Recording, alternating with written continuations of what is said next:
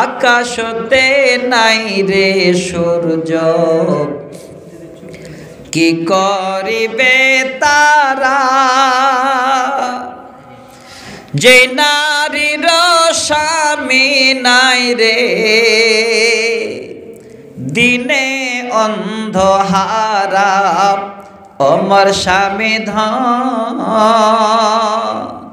জান চলে যায় তোমার শরণ হলে যে দেশেতে নদী নাই রে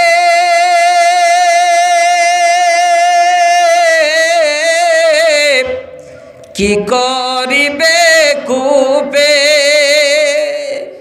যেই নারীর স্বামী নাই রে কি করবে তার রূপে অমর স্বামী ধন জানবাচে না তোমার শরণ হলে সে হয়েছে তোমার এ ধরাই আগমন সব কিছু ফেলে চলে যাবে তুমি আসিলে মরণক্ষণ আসিলে মরণক্ষণ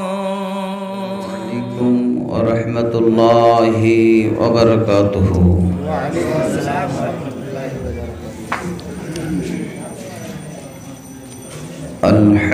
আলহামদুলিল্লাহি নাহমাদুহু ওয়া নাস্তাঈনুহু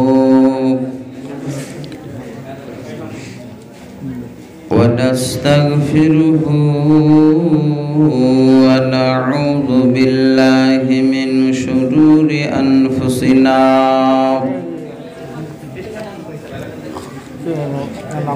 ومن سيئات أعمالنا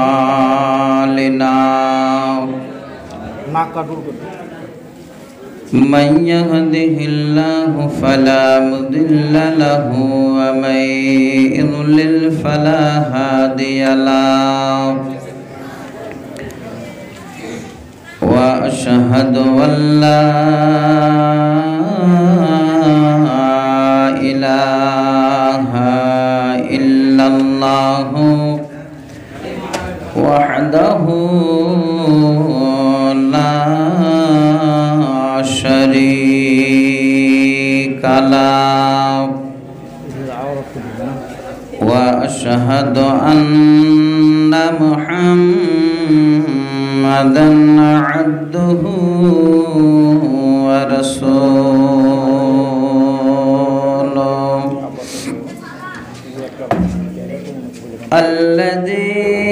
الذي أرسله بالحق بشيرا ونذيرا وداعيا إلى الله بإذنه وسراجا منيرا أعوذ بالله من الشيطان الرجيم بسم الله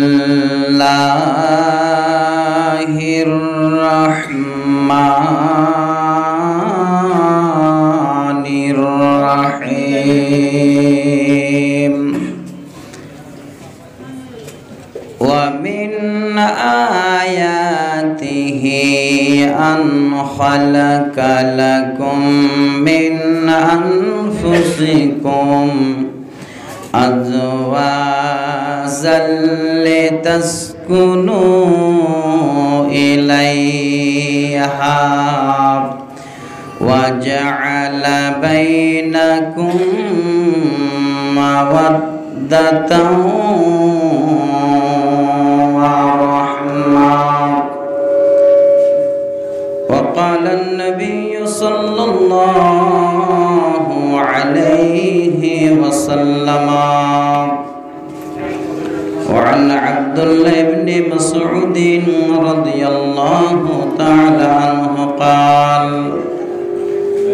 লা'নাল্লাহুল ওয়াশিমাতি ওয়াল মুস্তাওশিমাত ওয়াল মুতাফান্নিসাতি ওয়াল মুতাফাল্লিসাত লিল হুসনিল মুগায়্যারাতি খালকুল্লাহ।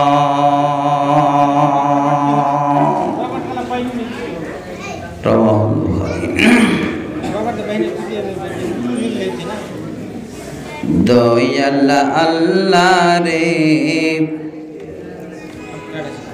তুমি আমায় রহম করো না,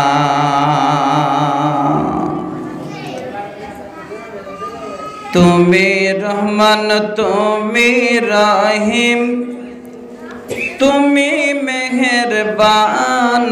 দয়াল আল্লাহ রে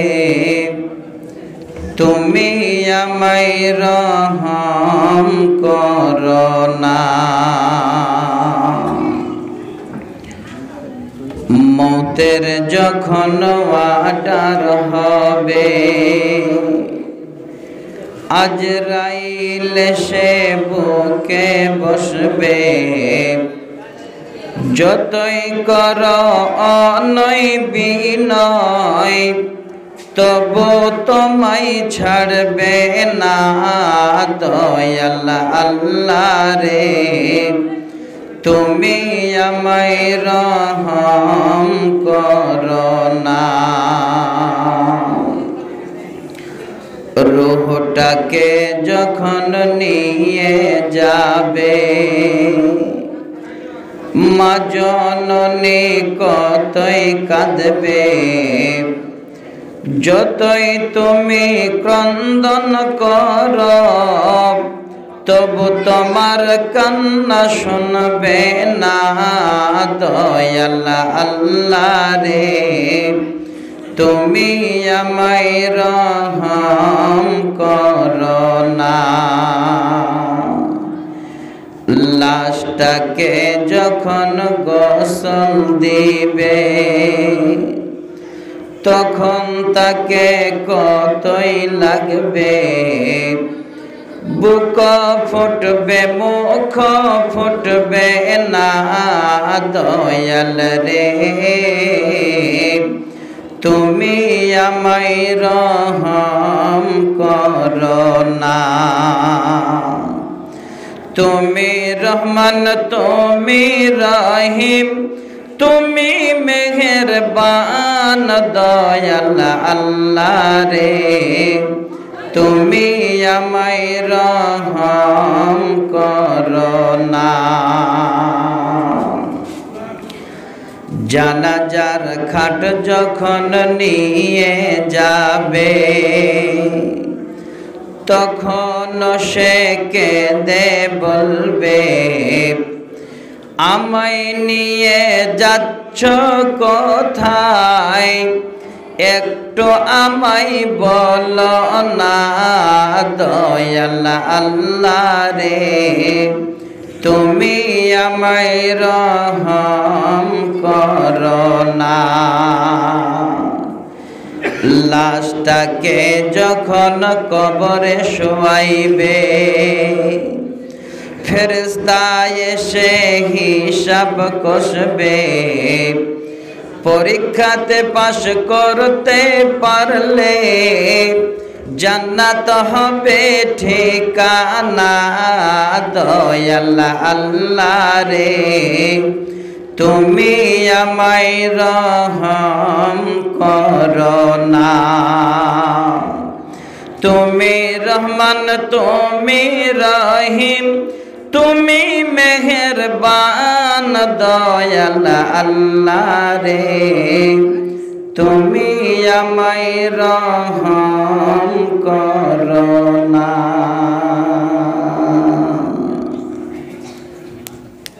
উপস্থিত স্বনামধন্য মঞ্চে উপবিষ্ট মাননীয় সভাপতি সাহেব, সম্মুখে বসে থাকা আমার সকল স্নেহভাজন ও শ্রদ্ধাভাজন শ্রোতামণ্ডলী, বিভিন্ন জায়গায় বসে থাকা কোরআন এবং হাদিস শ্রবণ करने वाली মা, খালা, বোন ও বোনান্নেরা, সর্বাগ্রে সে রাব্বুল আলামিনের দরবারে শুকরিয়া জ্ঞাপন করি, যিনি আল্লাহ আজকে আমাদের দীর্ঘদিন পরে আমাদের বিশাল একটা পরীক্ষা, এই মহামারী তার মাধ্যমে আলহামদুলিল্লাহ সকলকে সুস্থ রেখে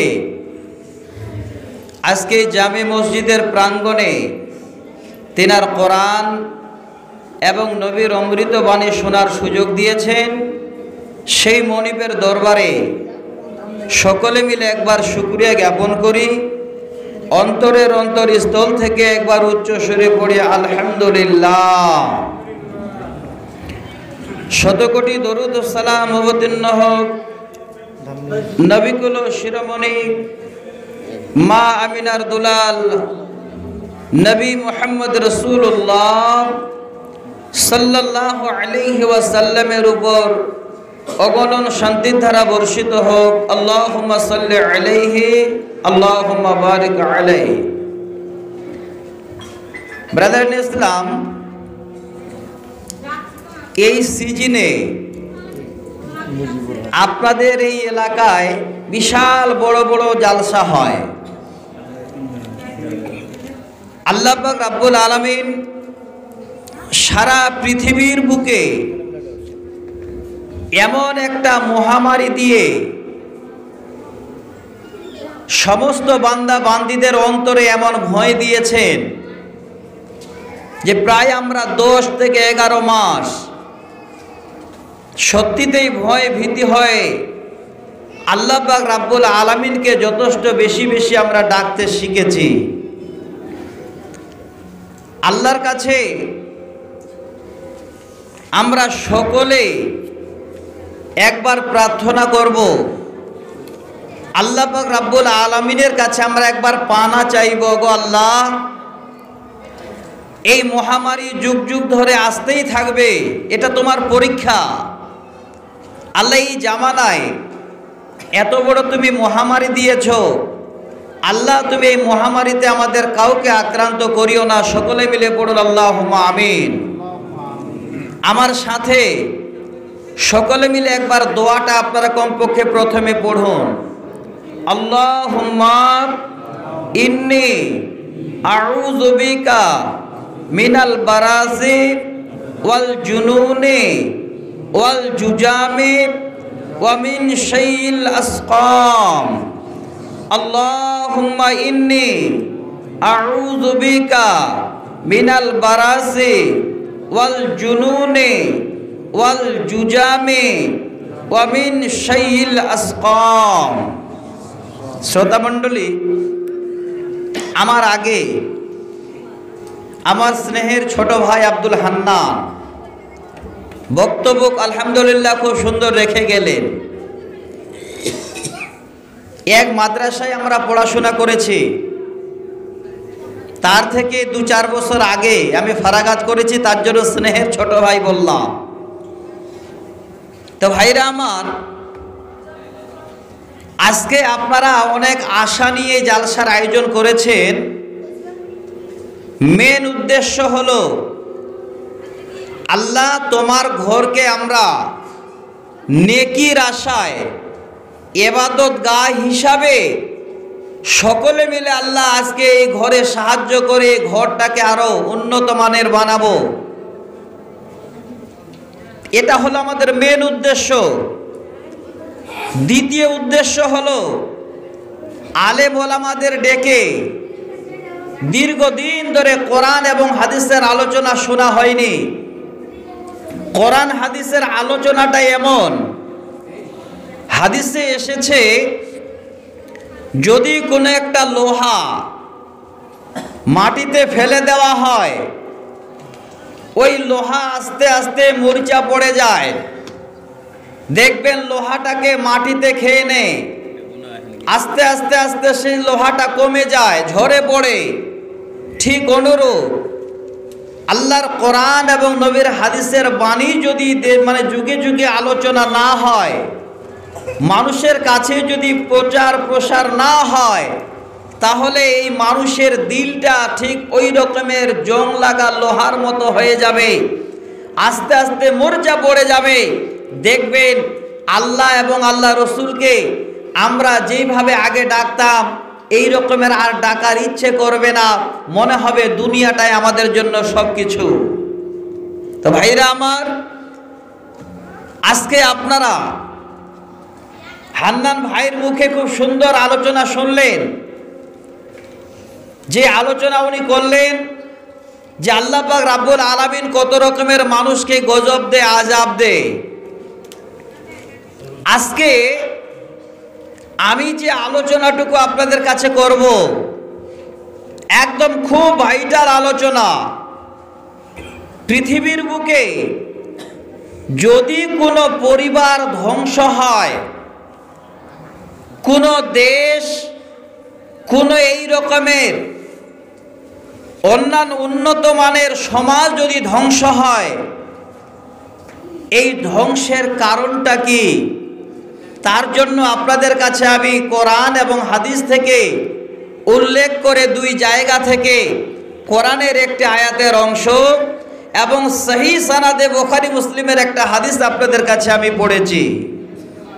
ভাইরা আমার, আজকে আপনারা বড় আশা নিয়ে বসে আছেন। আমরা চলাফেরা করি, এখন আমরা এখানে সকলে বসে আছি। কথাটা একটু আপনারা আমার সঙ্গে হাঁ হু করবেন, ভালো লাগবে। আপনি যখন এমনি বাইরে রাস্তায় গল্প করবেন,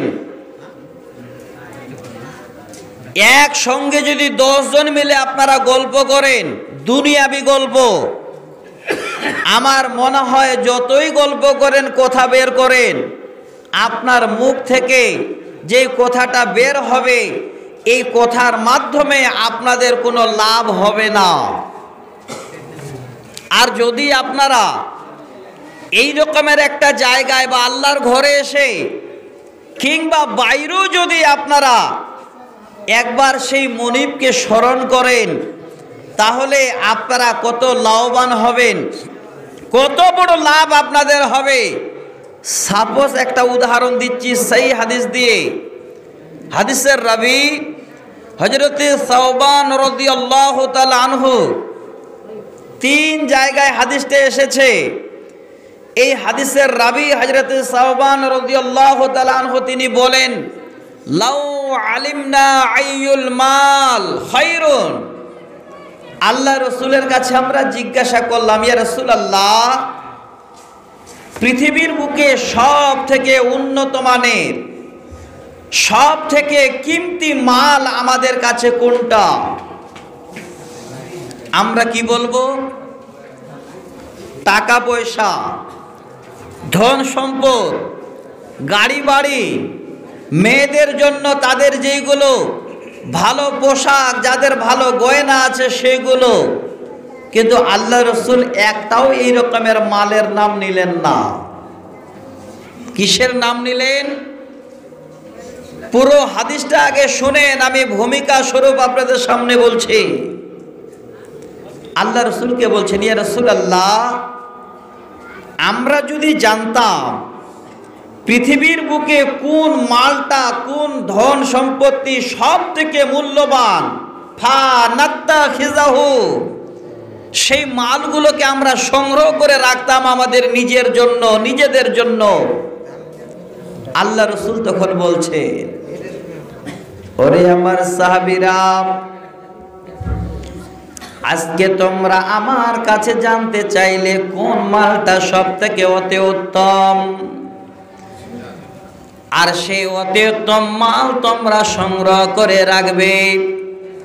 তবে শুনে নাও, ফাকালা আফজালুহুম লিসানুন যাকিরুন। ওরে আমার সাহাবীরা রে, পৃথিবীর বুকে সব থেকে অতি উত্তম মাল হলো, অতি উত্তম সম্পদ হলো এই জীব যে জিপির দ্বারায় মহান আল্লাহর জিকির আজগার করা হয়, মহান আল্লাহর গুণকীর্তন করা হয়, এই জিপ দিয়ে গুনগুন করে যে আল্লাহর জিকির করা হয়, পৃথিবীর বুকে সব থেকে অতি উত্তম সম্পদ হলো তোমাদের জিপ। দেখেন, টাকা পয়সা ধন সম্পদ এই ছোট জিনিস, এই জিপ মানে জবান, এই জিপের নিচে সব পড়ে গেল। আল্লাহর নবী বলেন, লিসানুন যাকিরুন, এই রকমের জিব, যে জিব দ্বারায় আল্লাহকে স্মরণ করা হয়, আল্লাহর জিকির করা হয়। ভাইরা আমার, দেখেন আল্লাহ রাব্বুল আলামিন এমন একটা মহামারী দেশে দিয়েছেন, সারা পৃথিবীর বুকে আল্লাহ রাব্বুল আলামিনকে ডাকার জন্য আগের থেকে এখন মসজিদের যেন মুসাল্লি পর্যন্ত বেড়ে গেছে। কথাটা ঠিক না বলে একটু বলবেন। আমার গ্রামের কথা বলছি, আলহামদুলিল্লাহ, আমরা এক কাতারে নামাজ পড়তাম, এত বড় মসজিদ এখন দুইটা কাতার, সব সময়ের জন্য ভর্তি হয়ে যাচ্ছে। যাদেরকে কোনোদিন মসজিদে দেখতে পেতাম না, তারা এখন মসজিদে 5 ওয়াক্ত আসছে। কেন বুঝতে পারছেন? আল্লাহ একবার যদি হুকুম হয়ে যায়, আল্লাহ যদি অবস্থায় চলে যায়, তাহলে সারা জীবনের জন্য আল্লাহ তোমার কাছে চলে যাব, নিয়ে যাব কি তার চিন্তা? মাল সম্পদ টাকা পয়সা কিচ্ছু না।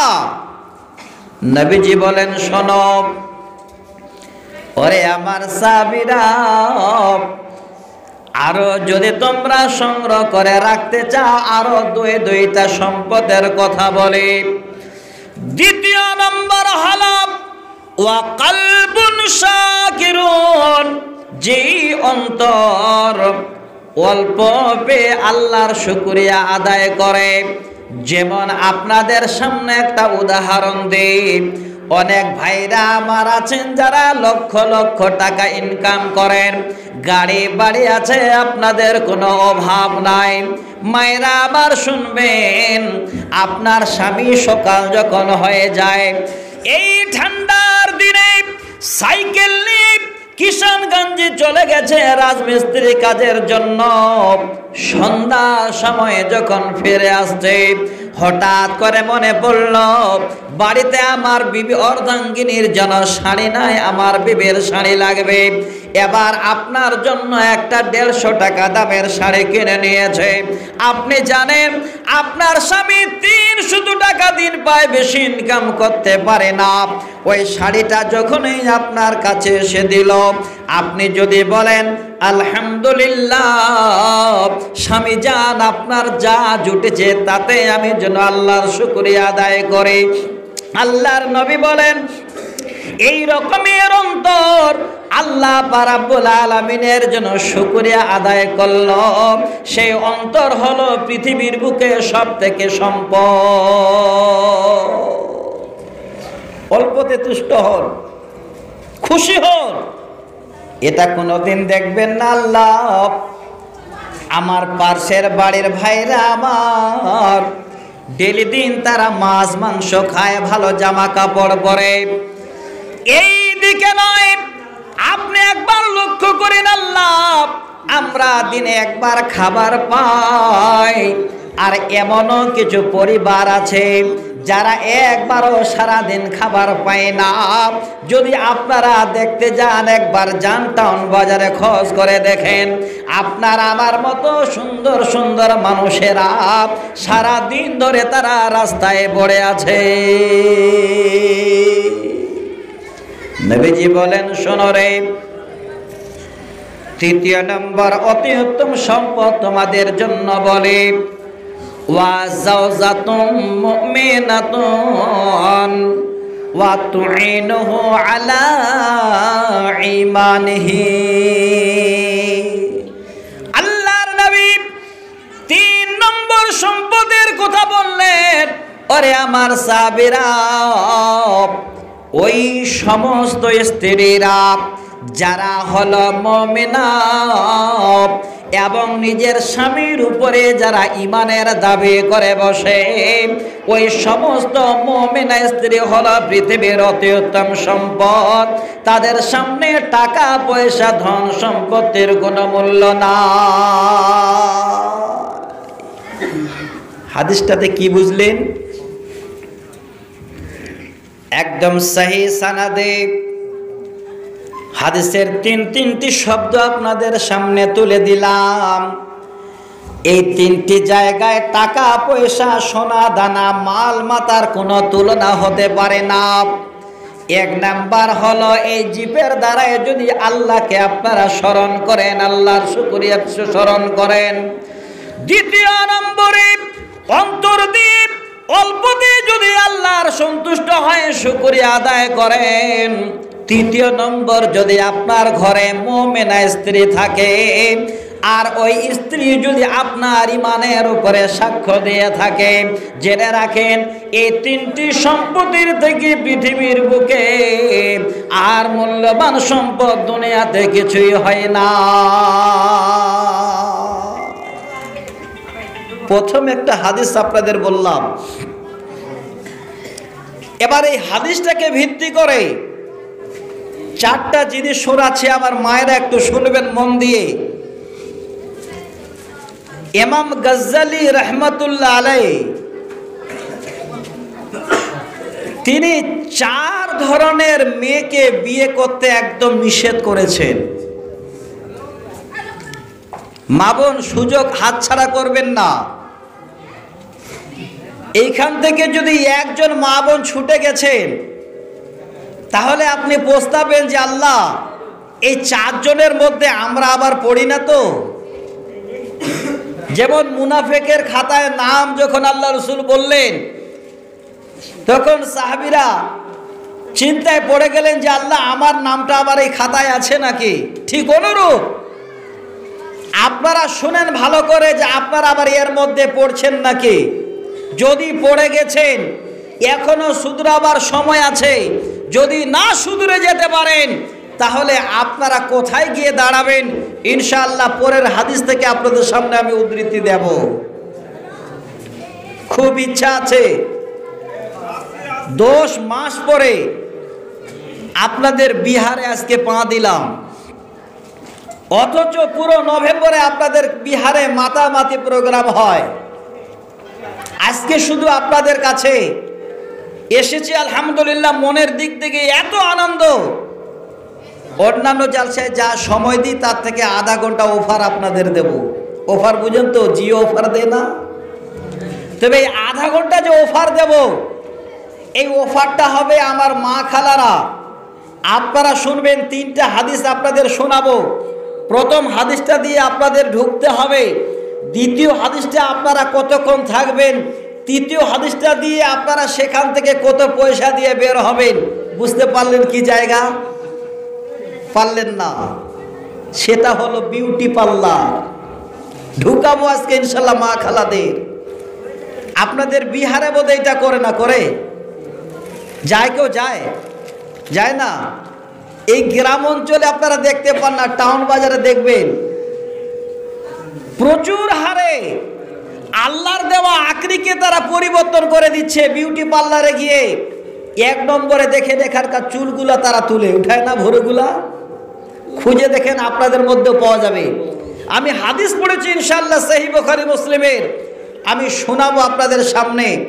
আগে শুনেন 4 ধরনের মহিলাকে ইমাম গজ্জালি রহমতুল্লাহ আলাইহি বিয়ে করতে নিষেধ করেছেন। যদি বিয়ে করেন সংসারে জীবনে কোনোদিন উন্নতি হবে না। নাম্বার 1 আহেরা। নামটা আপনারা স্মরণ রাখতে না পারেন, মোবাইল যারা রেকর্ড করছেন আপনাদের রেকর্ড থেকে যাবে। আহেরা। এবার আহেরা কোন মেয়ে? ইমাম গজ্জালি বলেন আহেরা হলো সেই মেয়েটি, যে মেয়েটি সারাদিন তারা নিজের রূপের তারা চর্চা করে। অনেক মা বোন আছেন দেখবেন যারা টান বাজারে আছে, আপনাদের গ্রাম অঞ্চলে কতটুকু আছে জানি না, তবে আমাদের বাঙালের মধ্যে প্রত্যেক বাড়ি বাড়ি ঘরে ঘরে আছে। তারা নিজের রূপ চর্চা করার জন্য এক্সট্রা সময় তারা ব্যয় করে। এই রকমের মেয়েকে যদি কেউ বিবাহ করেছেন, ইমাম গাজ্জালি বলেন ওই স্বামীর ঘরে জীবনে কোনোদিন যেন উন্নতি হতে পারে না, এই রকমের মেয়েদের বিয়ে করতে নিষেধ করেছে। দ্বিতীয় নম্বর হল নাদিসা। নাদিসা কোন মেয়েটাকে বলা হয়? মায়েরা আমার শুনবেন ভালো করে, অনেক অনেক মায়েরা আমার আছেন, তারা রূপের চর্চা করেন। শুধু তা নয়, রূপের তারা গৌরব করেন। দেখবেন অনেক মা খালারা আমার আছেন, দেখতে খুবই সুন্দর, চামটা আল্লাহ তার খুব যেন সাদা বানিয়েছেন।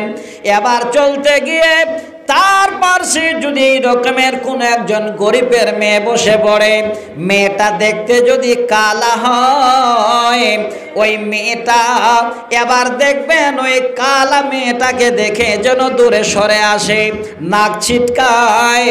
এই রকমের মেয়েদের ইমাম গাজ্জালি বিয়ে করতে নিষেধ করেছেন। যদি কোনো মেয়ে রূপের চর্চা করার পরে এবং রূপের অহংকার করে, ওই মেয়েকে বিয়ে করলে জীবনে কোনোদিন বাড়িতে উন্নতি হবে না। দ্বিতীয় নম্বর।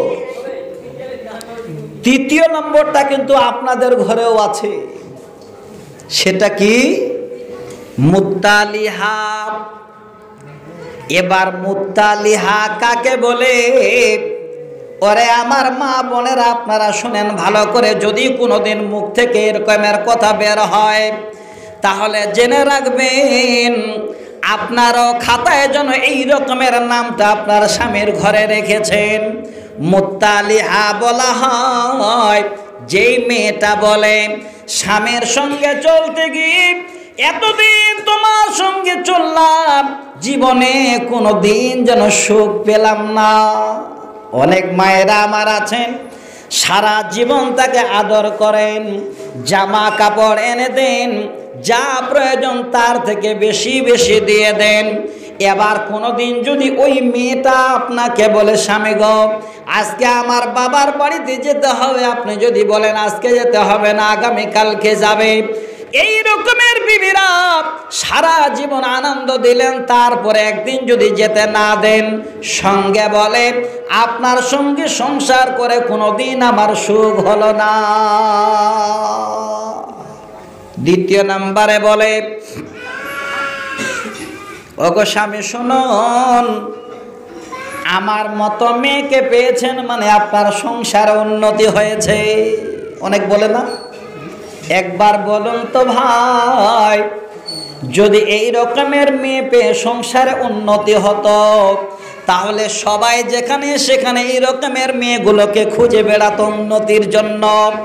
শুনেন ভালো করে, কোন মেয়ের দ্বারাই উন্নতি হয় না, উন্নতির মালিক হলো আল্লাহ। আপনার ঘরে যদি একটা পরেশগার নারী এসে যায়, আপনার জীবনে কোনোদিন যেন রুজির অসুবিধা হবে না, আপনার বাড়িতে যেন বরকতের আল্লাহ ফোহারা দিয়ে দেবেন। আর যদি এই রকমের মুত্তালিহা মেয়ে আপনার গায়ে চলে আসে, আপনার ঘরে চলে আসে, আর এই রকমের মেয়ে যদি আপনি পেয়ে যান, জেনে রাখেন আপনার সংসারে কোনোদিন সুখ আসবে না। চতুর্থ নম্বর হলো মুবারিহা। চারটা নাম বললাম খালি বক্তব্যের শুরুতে।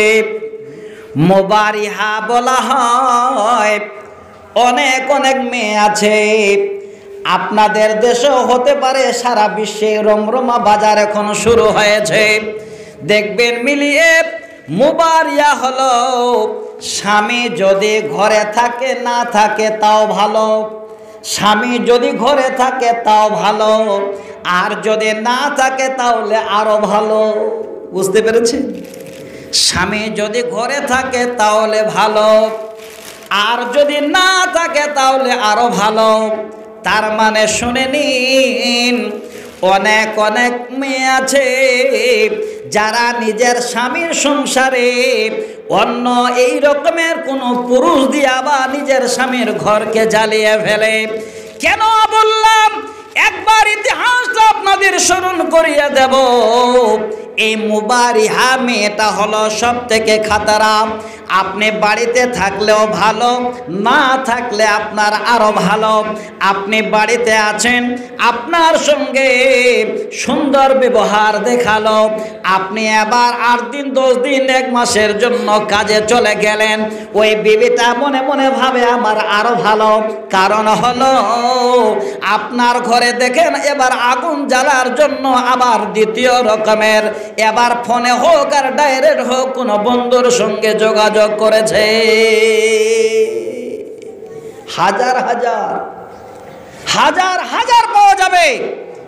ইমাম গাজ্জালী রাহমাতুল্লাহ আলাইহি এত বিখ্যাত লোক, উনি গবেষণা করেছেন এই 4টা জিনিসের যদি এই রকমের মেয়ে কারো ঘরে এসে যায়, সেই ঘরে কোনোদিন বরকত হবে না। এই জন্য এই রকমের মেয়েদের বিয়ে করতে নিষেধ করেছেন। এবার একটা প্রশ্ন, মাওলানা বিয়ের আগে কি করে বোঝা যাবে? বুঝতে পারলেন কি না? বিয়ের আগে কি করে বুঝতে পারবেন? ছোট্ট করে একটা উদাহরণ দিচ্ছি, শোনেন। একটা লোক উট কিনতে গেছে। উট কিনতে গিয়ে এবার উটের মালিককে জিজ্ঞাসা করছে, ভাই উটটা যে আমি কিনে যে রাস্তায় নিয়ে যাব, এই রাস্তায় ছোট্ট একটা খাড়ি বা নদী পড়বে, হালকা পানি আছে, পানি দেখে আবার উটটা শুয়ে যায় না তো? তখন উটের মালিক বলছে, না না, এও শুইতো না, এর মাও শোয় না, কিন্তু এর নানিটা শুইত। বুঝতে পেরেছেন? কত জ্ঞানী কথা।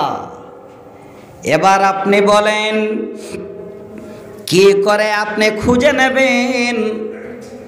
এই জন্য এবার চলে আসেন সরাসরি সহিহ বুখারী মুসলিমের হাদিসে।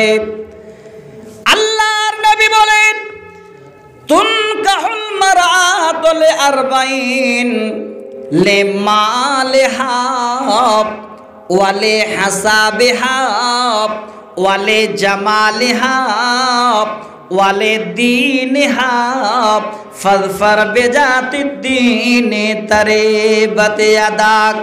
আল্লাহর নবী বলেন, হে পৃথিবীর মানুষেরা শোনো রে, 4খানা জিনিস দেখে ওই সমস্ত মেয়েদের বিবাহ বন্ধন করা হয়। 4টা জিনিস। 1 নাম্বার হলো, আগে দেখেন মেয়েটা বিড়ি বাঁধতে পারে কিনা, নাকি? এদিকে বাঁধে না, নাই না? 2 নম্বরে দেখেন মেয়েটা ঝগড়া করতে পারে কিনা। 3 নম্বরে দেখেন জিন্সের প্যান্ট পরে কিনা। 4 নম্বরে দেখেন উন্না ছাড়া চলে কিনা। এই মেয়ে যদি বিয়ে করেন সংসারে উন্নতি করে দেবে। কত উন্নতি হবে ইনশাআল্লাহ। এই কথা কয়েকটাই আপনাদের সামনে আমি প্রত্যেকটাই হাদিস দিয়ে বলবো, এটা নিয়ত করেছি। আগেই বলেছি, অনেকদিন পরে এসেছি। এতদিন ধরে চাক্কাটা জাম হয়েছিল, চাক্কাটা এখন খুলেছে। তার মানে হরিশ্চন্দ্রপুরে 4-5টা প্রোগ্রাম করা হয়ে গেছে। আপনাদের বিহারে আজকে এই 6 নম্বর প্রোগ্রাম। এত আনন্দ লাগছে আমাদের, বলা মুক্ত আর চোলা পা।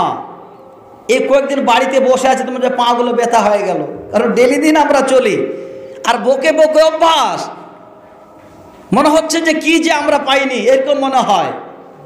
তো ভাইজান, আমি আগে বলেছি আজকে আধা ঘন্টা আপনাদের জন্য অফার থাকবে। যদি 1.5 ঘন্টা বলি তো 2 ঘন্টা বলবো। যদি 2 ঘন্টা আপনারা থাকেন তো আমি 2.5 ঘন্টা বলবো। যদি না থাকেন তাহলে কি করবো ভাই বলেন? থাকবেন তো ইনশাল্লাহ? থাকবো বললে হবে না, আগে ইনশাল্লাহ বলতে হবে।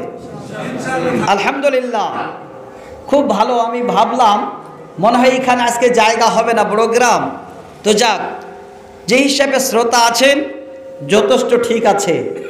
কারণ সোশ্যাল ডিস্টেন্স আমাদের মেনে চলতে হবে। ঠিক ওইভাবে আমরা আছি, যেইভাবে আমাদের সরকারি নির্দেশ হিসাবে থাকার দরকার সেইভাবে আছে, তবে একদম খুব পাশাপাশিও থাকিয়ে না, একটু দূরে থাকিয়ে। মাস্ক যদি না পড়ছে তো বাসে উঠতে দেয় না।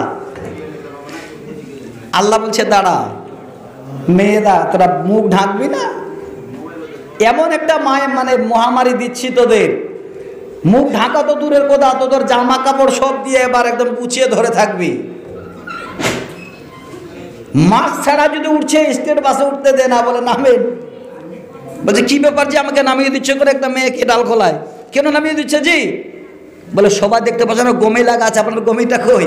গমি তো বুঝেন, আপনার বুঝেন না, না মুখের মুখের মুখের বলেন না আপনারা গরুকে লাগাইছে। তো বলছে আপনারটা কই? বলে বেগে আছে জি। বলে বেগ থেকে বের করো, বের করে তখন লাগাচ্ছে। তো আল্লাহ পাক রব্বুল আলামিন সব করতে পারেন। আল্লাহ রসুল স্পষ্টভাবে বলে দিলেন বিয়ের জন্য 4খানা জিনিস দেখা হতো। নাম্বার 1, তুনকাহুল মারআতু লিআরবাইন লিমালিহা। 1 নাম্বার হলো আগে দেখেন ওই মেয়ের বাবার কিছু মাল ধন সম্পদ আছে কিনা, ওয়ালে হাসাবেহা। 2 নম্বর দেখেন ওই মেয়েটার বংশটা কেমন। ভাইরা আমার, খুব ভাইটাল কথা বলছি, বিস্তারিত বললে আরো বুঝে আসবে। বংশ না দেখে রূপ দেখে যদি আপনি বিয়ে করে নেন, আর যদি একবার এই রকমের মুত্তালিহার মধ্যে পড়ে যায়, আপনাকে নাকে দরুদ মানে রোশা লাগিয়ে রাস্তায় রাস্তায় ঘুরিয়ে নিয়ে বেড়াবে। যদি বিয়ে করতে যান, ছেলেকে বিয়ে দিতে যান, অন্য কারো আইন মেনে যাবেন না, স্বয়ং নবী মুহাম্মদ রাসূলুল্লাহ সাল্লাল্লাহু আলাইহি ওয়াসাল্লাম তিনার আইন মেনে যদি আপনি পা বাড়ান, আপনার জীবনে কোনোদিন যেন বিয়েতে ভুল হবে না। দ্বিতীয়বারে দেখবেন ওই মেয়েটার বংশটা কেমন। 3 নম্বর হলো ওয়ালে জামালেহা, ওই মেয়েটা দেখতে কেমন। 4 নম্বরে হলো ওয়ালে দীনহা, ওই মেয়েটার কাছে দিন আছে কিনা, কোরআন এবং হাদিসের জ্ঞান তার কাছে আছে কিনা। আল্লাহর নবী বলেন যদি মেয়েটার কাছে দিনের জ্ঞান থাকে তাহলে আর দেরি করো না, আমি নবী সেই মেয়েটাকে যেন তারজে দিলাম, এই রকমের দিনওয়ালি মেয়েটিকে তোমরা বিবাহ করো, জীবনে কোনোদিন তোমাদের অশান্তি হবে না। আচ্ছা বলেন একবার হাঁ হু করে, আল্লাহ রাসূল যে হাদিসটা বললেন সেই হাদিস, এর মধ্যে কি কোনো মিথ্যা মনে হচ্ছে? একটা প্রমাণ আপনাদের না দিলে বুঝতে পারবেন না। প্রত্যেকটা উদাহরণ দিলে, হাদিস এবং কোরআন দিয়ে আপনারা ভালো করে বুঝতে পারবেন। যদি দিনওয়ালি মেয়ে হয় তাহলে আপনার বাসা, আপনার বাড়িটা কি করে হেফাজত করবে। আমার মায়েরা কানটা খুলে ভালো করে শুনবেন। হযরত উমারের জামানা, হযরত উমার রাতের অন্ধকারে উনি পাহারা দিচ্ছেন। আমাদের গ্রামের মোড়ল, আলহামদুলিল্লাহ ভাই আছেন কিনা জানি না, এই প্রথমে বক্তব্য রেখেছিলেন উর্দুতে, যে কি নামটা যেন ভাই, ওনার নাম নুরুল ইসলাম নাকি? আলহামদুলিল্লাহ, কথা হলো খুব ভালো লাগলো। উনি দাওয়াতি প্রোগ্রাম করছেন, খুবই ভালো আলহামদুলিল্লাহ। উনি বললেন মাওলানা, বর্তমানে আমাদের সমাজে একটা পোকা লেগেছে। একটা গ্রামে কথা কাটাকাটি হয়ে 4টা 5টা 7টা 10টা মডেল, সব মডেলগুলোকে এখন এক জায়গায় করে একটা মডেল মানা হচ্ছে। আলহামদুলিল্লাহ, খুব ভালো কাজ করছেন, খুবই ভালো। দেখেন, সমাজে যদি এই রকমের একজন কন্ট্রোল থাকে, তিনি একাই যদি কন্ট্রোল করেন, তাহলে সেই সমাজ কিন্তু টলমল হতে পারে না। একবার বুঝেন না গো, আল্লাহ একটা না দুটো, সবাই জানি। যদি দুটো আল্লাহ হতো তাহলে আজকে কি হতো জানেন? নাউজুবিল্লাহ বলতে হয় না, একটা আল্লাহ বলতো যে আজকে এই গ্রামে জালসা হবে, আর একটা বলতো না হবে না, লকডাউন চলছে। ঠিক কিনা বলেন? আল্লাহু আকবার। ঠিক এই রকমের ব্যাপারটা মনে করেন। সাবধান হয়ে যান, সবাই এক প্ল্যাটফর্মে আসেন, দেখবেন ইনশাআল্লাহ কত বড় কাজ হবে সমাজের। হযরত উমর একাই পাহারা দিচ্ছেন, কেউ নেই। উনি যে রাস্তায় যেতেন সামনে শয়তান পর্যন্ত দাঁড়াতে পারতো না, রাতের অন্ধকারে পাহারা দিচ্ছে। মাগো আমার, ওরে বোনেরা আমার, শোনেন, আপনাদের শোনাতে চাই। হযরত উমর বলেন, রাস্তা দিয়ে এবার আমি আগে বাড়ছি। যেতে যেতে যেতে যেতে গভীর রাত্রি বেলায় একটা বাড়ি থেকে যেন গুনগুন গুনগুন করে একজন মেয়ে মানুষের আওয়াজ পাওয়া যাচ্ছে।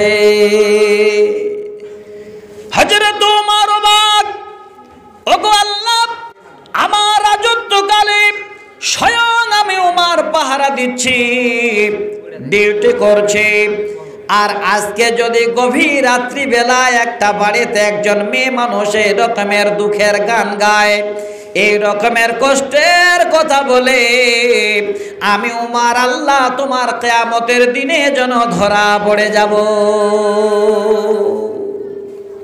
দেখেন গম্মা, কেন বলছি দিনওয়ালি মেয়েকে আল্লাহ রাসূল বিয়ে করার কথা। যদি দিনওয়ালি মেয়ে হয় তাহলে ঠিক এই রকমের আপনারা খুঁজে পাবেন বাড়িতে শান্তি। হযরত উমর বলেন, আস্তে আস্তে আস্তে আস্তে আমি যেন সেই বাড়ির পাশে চলে গেলাম, রাস্তার ধারে দাঁড়ালাম। কি ডিউটি করব, দাঁড়িয়ে আছি, এমন সময় ওই মেয়েটি নিজের হৃদয়ে যেন এবার কাঁপানো গান গাইছে। কিসের গান গো? তুমকো ভাগাড়া লায়া হু নাকি বলে, তেরে ঘর সে না। মা বোন, গানটা কি গাইছে? তাতাওয়ালা হাজাল লাইলো ওয়া আসওয়াদু জানেবহু ওয়া আরকিনি আল্লাহ জাজিআ উলাইবহু। একবার অর্থটা শোনেন আমার মা বোন, যদি আপনারা শোনেন আর বুঝেন একবার, তাহলে চিন্তা করবেন আল্লাহ স্বামীর ঘর কি হয়। হযরত ওমর বলেন, দাঁড়িয়ে রইলাম, এমন সময় মেয়েটি গান গাইছে আরবিতে। আমার জন্য রাত এত লম্বা হয়ে গেছে, আমার শয়ন সাথে ঘরে নাই, অর্থাৎ মেয়েটা একাই আছে, তিনার স্বামী ঘরে নাই। আর বলেন আল্লাহ, আমার শয়ন সাথী আমার সাথে নাই, আমি যার সঙ্গে আনন্দ করব। উলাইবহু, লাইব শব্দের মানে হলো খেল। যার সঙ্গে আমি খেলা করব সে আমার ঘরে নাই, আমি একাই আছি। এবার হযরত উমর যখন এসে আওয়াজটা শুনেছেন, কান খাড়া করে দিয়ে কি ডিউটি করবে, হযরত উমর পাগল পারা হয়ে গেল। আল্লাহ, এবং কিয়ামতের মাঠে আমি উমর কি করে জবাব দেব? এ রাত্রি বেলায় মেয়েটা এত দুঃখের গান গাইছে,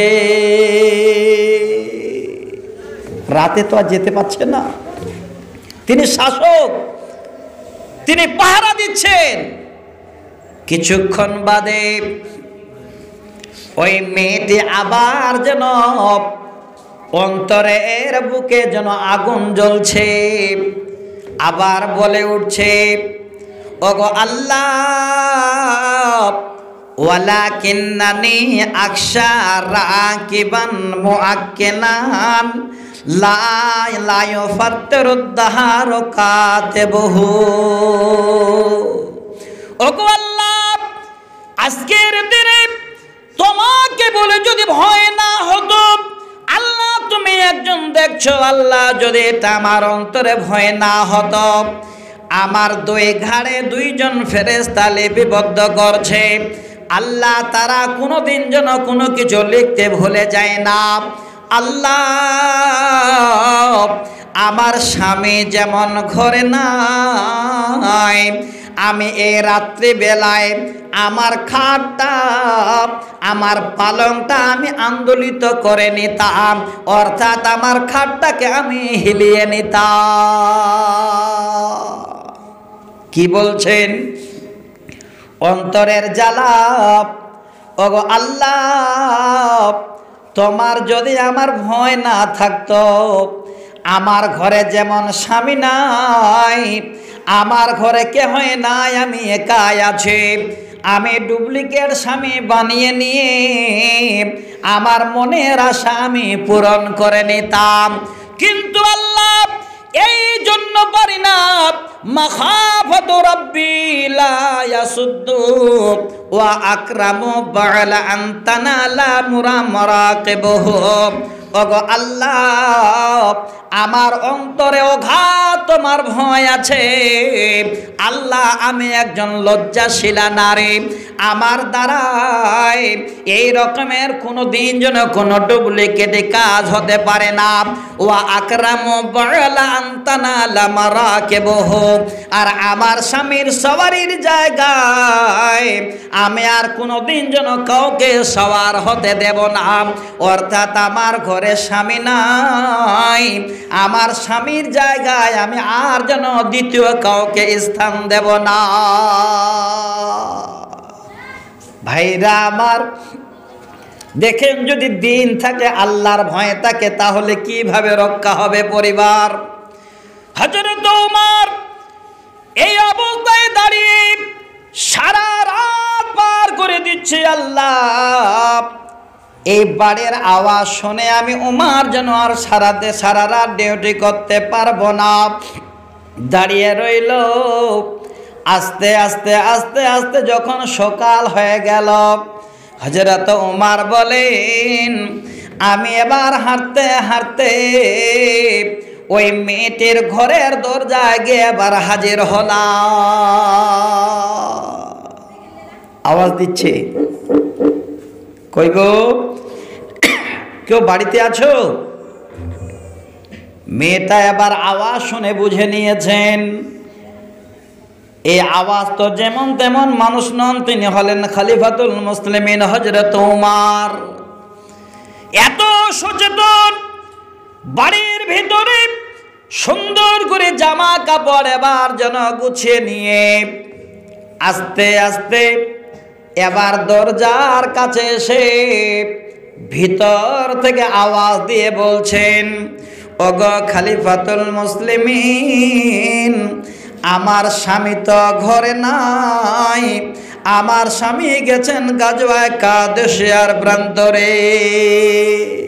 হযরত ওমর যেন জানতে পারলেন, আল্লাহ আজকের দিনে স্বামী ছেড়ে জানি না কতদিন যেন বাইরে আছেন, স্ত্রীকে ছেড়ে স্বামী। এই খবর পেয়ে সরাসরি রওনা হয়ে গেলেন। আল্লাহ নবীর সাহাবীদের সামনে গিয়ে এলান করে দিলেন, ওরে নবীর সাহাবীরা শোনো রে, আমি ওমর যেন তোমাদের কাছে এসেছি, শোনো ভালো করে। যারা তোমরা তোমাদের বিবিদের ছেড়ে এসেছো, শুনে নাও, আজ থেকে তোমরা 4 মাসের বেশি আর কেউ তোমরা বাইরে থাকবে না। কি বোঝা গেল? আল্লাহ নবীর হাদিসটাকে একবার মিলাম। আপনি যদি সুন্দরী দেখে, দিনওয়ালি না দেখে বিয়ে করেন, আপনার মতো স্বামী তাকে পাঠিয়ে দিবে দিল্লিতে, এবার কোনো রকমের তার দুঃখ কষ্ট হবে না। যদি দিনওয়ালি বিয়ে করেন, আপনার ঘর, আপনার ছেলে মেয়ে সবগুলো যেন আপনার স্ত্রী হেফাজতে রাখবে, জীবনে কোনোদিন আল্লাহ আল্লাহ রসুলের ঊর্ধ্বে কাজ করবে না। বর্তমানে এখন আল্লাহওয়ালি মেয়ে খুঁজে পাওয়া মুশকিল। আল্লাহর কসম করে বলছি, মসজিদের ঘরে আমার একটা ভাইস্তা সৌদিয়াতে থাকে, বাড়িতে আসছে, বিয়ে করবে। কথা হলো যে এক পয়সা কোনো যেন ডিমেন্টের আলোচনা না হয়, আমার শুধু মেয়েটা আল্লাহওয়ালি দরকার। একটা মেয়ে খুঁজে পাচ্ছে না গো ভাই। আছি কোথায় আমরা? আর বর্তমান সমাজ এমন হয়ে গেছে, আপনি যদি খালি একটু ফুটফাট হন, দেখেন আপনাকে শ্বশুরে বাইক দেওয়ার জন্য দাঁড়িয়ে আছে লাইন লেগে, ঠিক না ভুল বলেন? বিহার আগে ছিল না, এখন বাইক ছাড়া বিয়েও হয় না। যাক ভালো, কমপক্ষে বেটি আর জামাই তো চড়বে। কিন্তু বেশি নিতে যাবেন না। যদি বেশি নিতে যান তাহলে বাইকে তো আপনি চড়লেন, শ্বশুরের টাকা দেওয়া বাইকে, আপনার ঘাড়ে কিন্তু আপনার স্ত্রী চড়বে। খোদার কসম করে বলছি, আল্লাহ এই জন্য স্ত্রীদের বানায়নি। আর জোর করে টাকা নেবেন এটাও বলিনি, জোর করে বাইক নেবেন। কে বলেছেন আপনার হারাম মাল ভক্ষণ করা? হালাল আর হারাম একটা বিষয় আছে, এই বিষয়ের মধ্যে সুদ আর এই ডিমেন্টের কথাটা বেশি করে বলা হয়েছে। জীবনে কোনোদিন যদি আসে ইনশাল্লাহ আলোচনা হবে। তাতে এই ডিমেন্টটাকে যদি একবার আমরা লক্ষ্য করি, এই রকমের শত শত নারী বাবার ঘরেই তারা জীবন দিয়ে দেবে। অনেক আছে, অনেক। আপনাদের মধ্যে এটা ছিল না? 2টা 4টা 5টা 7টা মেয়ে হয়েছে, কোনো ব্যাপার নেই, মেয়ে বিয়ে হয়ে গেল। 1.5 বছর পরে বাবা যে মানে যতটুকুন পেল দান দিল। দান আলাদা, ডিমেন্ট আলাদা। বর্তমান সমাজ এত জঘন্য, আমরা পরে টাকা নেওয়ার জন্য এখন তৈরি আছি। আমি বলবো, পৃথিবীর বুকে অতি উত্তম সম্পদ হলো সালেহা স্ত্রী।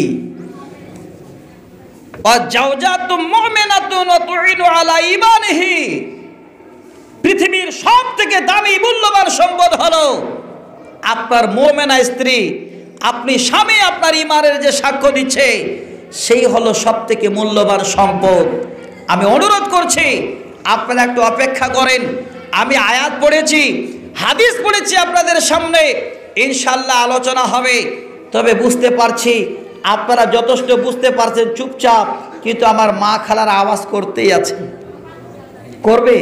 2টা মাইক এখানে না, একটা ওখানে দিয়েছেন। কি জাত গো! গালিও তো দেওয়া যাবে না, গালি দিলে বলবে কোন মৌলবি নিয়ে এসেছিলেন যে সকাল বেলায় হারকে গালি দিয়ে গেল যে। মা খালারা, হয়তো আপনাদের খারাপ লাগবে, আমি ছোট ভাই হিসাবে বলছি, আপনাদের কথাগুলো একটু আমাকে বলতে দেন। সব মনে খালে গোছ করছে বলার জন্য। আমি যে আপনাদের সামনে হাদিসগুলো বলবো, তার জন্য আমি একের পর এক সমস্ত কিছু, যেমন একের পর এক কেতাব উল্টাতে গেলে পড়া পাওয়া যায়, ঠিক এই রকমের একের পর হাদিসগুলো আপনাদের সামনে দেব বলে খালে তৈরি করে রেখেছি। কিন্তু একটু অনুরোধ করছি, মা খালারা, আপনারা কথা বলিয়েন না।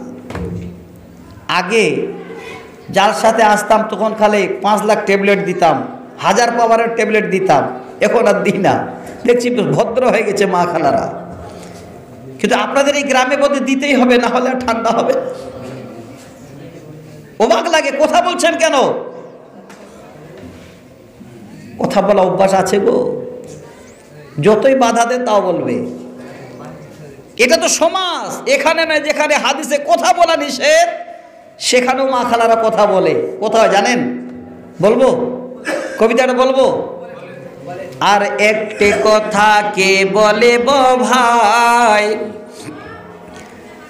না বলিলে চলিবে না, রাসূলুল্লাহ কয়। 5-7 বিবি মিলে, 5-7 বিবি মিলে পায়খানাতে গিয়া পরস্পর বসে তারা মজলিস করিয়া, তারপরে কহে যায় আপনার কাহিনী, কি কি বুবু রান্না করলি বলো দেখি শুনি। গল্প শুরু হলো। দেখছেন তাও কেলকেল করছে কত।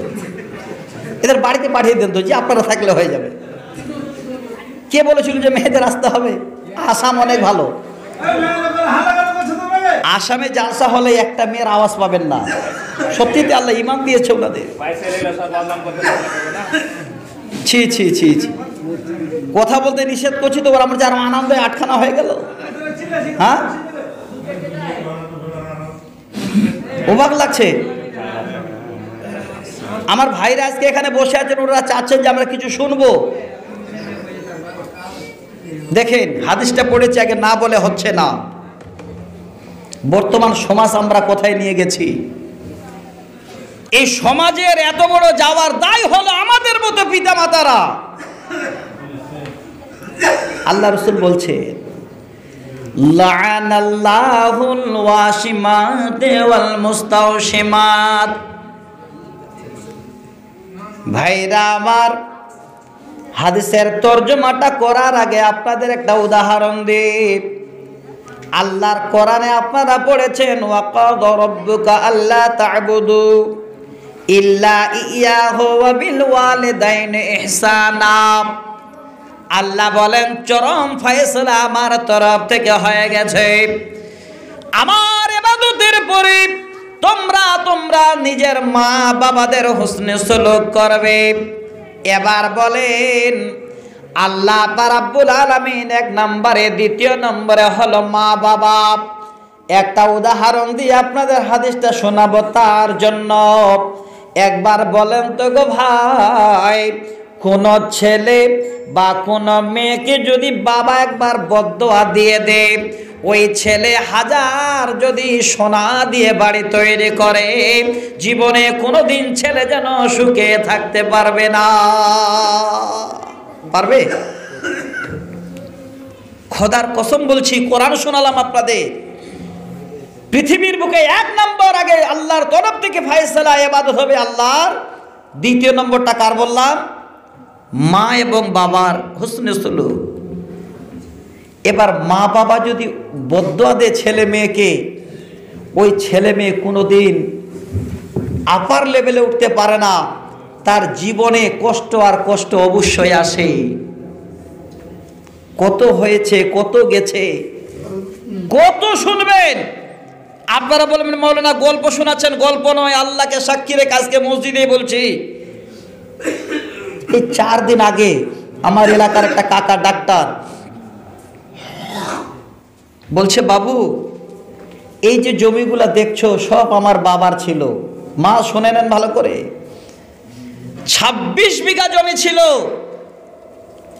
আমার দাদি যখন বুড়ি হয়ে গেল, জানি না কি কারণে আমার বাবা নিজেই নিজের বাবার কথা বলছে আমি বাবার বড় ছেলে। আমার দাদি এমন ভুল করেছিল জানি না, আমার দাদিকে আমার বাবা বাহুক, আপনারা বলেন ধান যে বয় কি বলেন আপনারা, বাহুক না কি বলেন? ধান বয় যে ঘাড়ে করেছি বলে, এদিকে মাথায় বহেন আপনারা, আমাদের বাহুকে বয় বলে, ওই বাহুক দিয়ে মারতে গেছে। মারবে, মা কাঁদতে লেগেছে, শোনাচ্ছিল দাঁড় করে যে দেখো এই জায়গাটুকু ছাড়া আর কিছু নেই। কাঁদতে লেগেছে।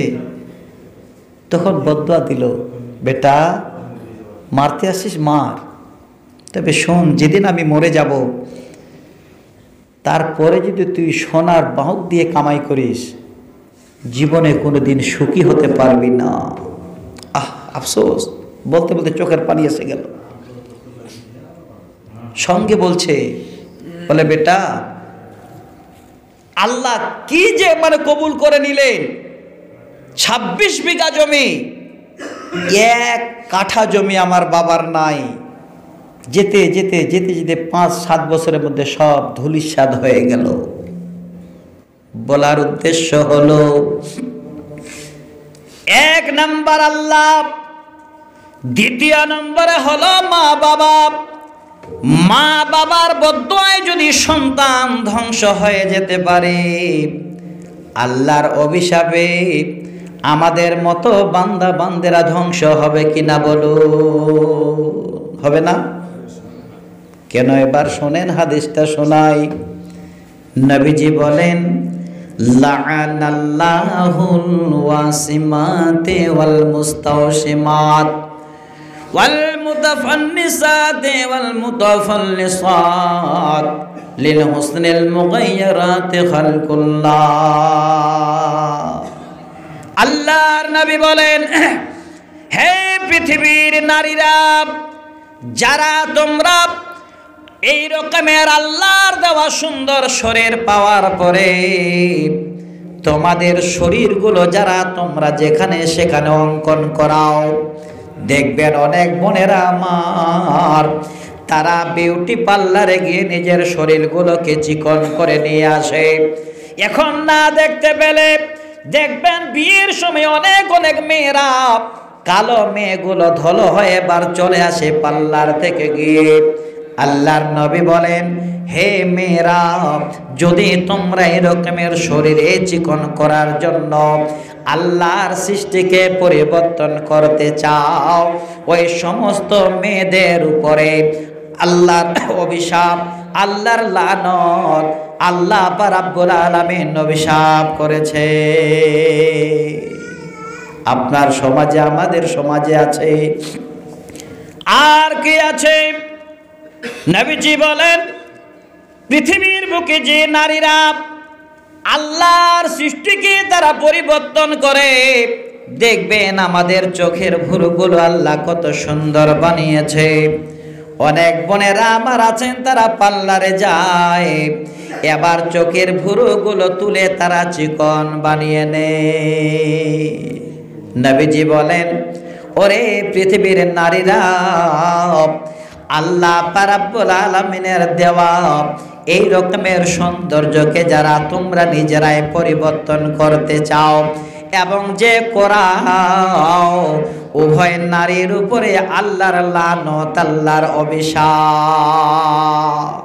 কেন বলেছিলাম প্রথমে, তা আহেরা নারীরা তারা রূপের চর্চা করে, তারা স্বামীর পয়সা নিয়ে গিয়ে পার্লারে গিয়ে তারা নিজের জন্য সুন্দর করে ভুরুগুলো উঠে আসে।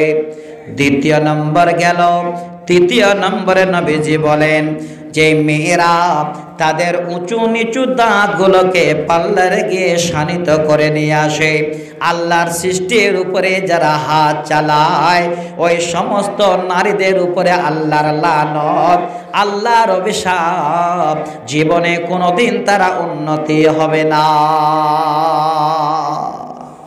আজকের সমাজে আমার মা, আমার বোনেরা এত সম্মানী হওয়ার সত্ত্বেও কেন আজকে আপনাদের কাছে এগুলো রয়েছে? এবার বলবেন, মাওলানা আমরা তো কেউ যাই না, পার্লারে যাই না। আল্লাহর কসম করে বলে আপনার গ্রামেও যেন এই রকমের লোক আছে, মা খালারা আছে। তারা কারা? দ্বিতীয় নম্বর হাদিসটা শুনেন। নবীজি বলেন, লাআনাল্লাহুল ওয়াসিলাতা ওয়াল মুস্তাওসিলাত। হে মা খালারা, আল্লাহ রাব্বুল আলামিন যখন নারী এবং পুরুষকে বানালো, পুরুষেরা আলাদা, নারীরা আলাদা, কোনো রকমের সন্দেহ নাই। কিন্তু অনেক মা বোন আছেন, দেখবেন যখন বয়স হয়ে যায় চুলগুলো তাদের উঠে যায়, কিন্তু তারা নকল চুল বানিয়ে এবার কেশকে বড় বানায়। অনেক মা আছেন এবার চুলের কেশ কিনে নিয়ে জোড়া লাগিয়ে তারা চুলের ঝুঁটিকে বড় বানান। মা আমার জীবনে কোনোদিন এই কাজ করতে যাবেন না। যদি আপনারা চুল নকল কিনে এবার ঝুঁটি বড় করতে যান, আল্লাহর লানত, আল্লাহর অভিশাপ আপনার উপরে পড়বে। সমাজে আছে দোষ, কালেকশন করলেন তারপর তাই যাক আলহামদুলিল্লাহ।